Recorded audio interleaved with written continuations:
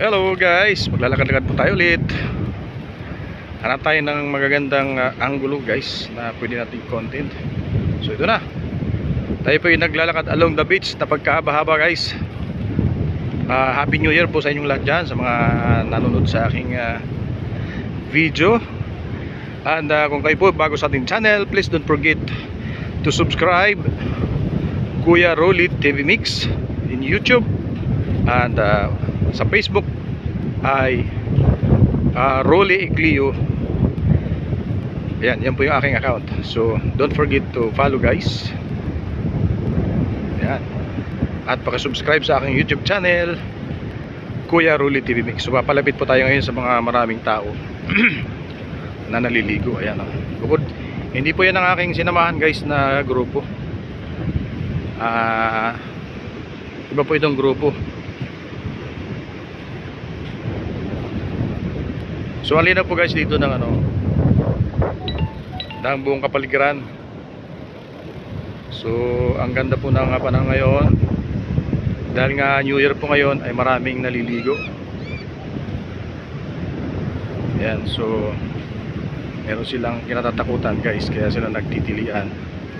So ano kaya yan? So lapitan natin guys.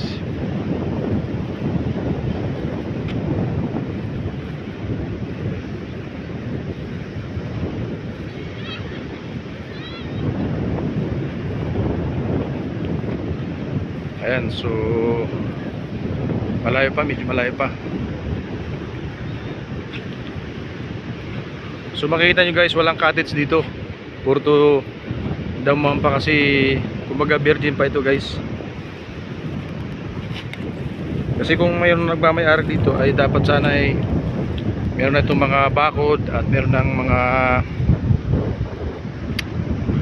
mga bahay kubo. Ayan, so far wala pa.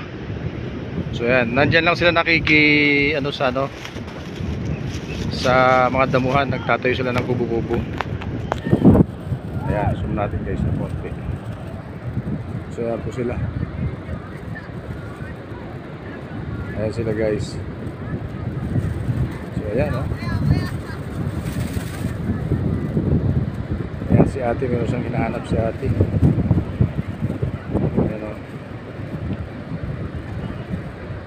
Ayan, so marami sila guys sa kanilang grupo. Ayan, kagaya sa amin marami rin kami, pero iniwan ko lang sila kasi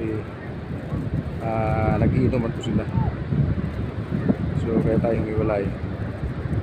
Ayan, so guys, kung ang sarap po dito magbakasyon, kailangan magdala lang kayo dito guys ng tent para mayroon kayo masulungan kasi talagang napakainit dito. Magandang pag-iligo dito guys ay hapon. No? So yun. Ayan sila mga kabataan po yan. Hanggang doon guys, ang haba-haba niyan. Hanggang doon. Magkahaba-haba yan hanggang doon guys. Sasawa kayo sa kakalakad hanggang doon ba yan? Ilang kilometro ba yan? Abutin ng 20 kilometros pa, maigit pa. So hanggang dito, hanggang doon yan guys. So balik tayo kasi napakainit. So ganyan po dito guys, kaganda ang beach. So tinatawag po ito na virgin kasi hindi pa ito na-discover ng mga foreigners. Yung puro taga rito pa lang ang nakakaano nito. So kaya hindi pa ito nadidibela. Pero pag nadibela po ito, napakaganda po nito. Walang sinabi yung Boracay. Ayan sa mga may hilig dyan mag surfing, ayan, yung mga surfing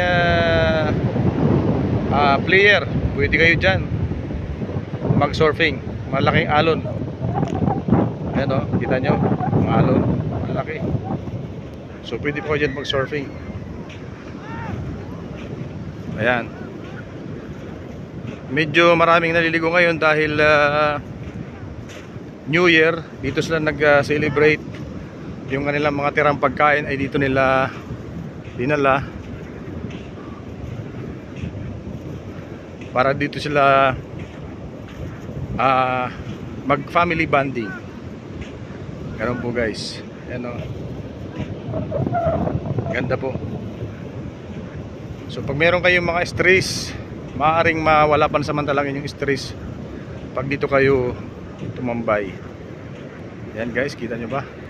Yan, wala pang mga cottages dito. Supposed to be dito yung mga cottages na kahilira, pero wala pa. As in. Kaya tinatawag po itong Virgin Beach dito sa Haklagan. Ayan, susilong muna tayo guys. Napakainit. Mahirap na. Okay. So, ayan. So, sumilong muna tayo guys. Tayo muna ay kakanta naman. Ayan o. Ang ganda, di po ba? Ang gandong po yan.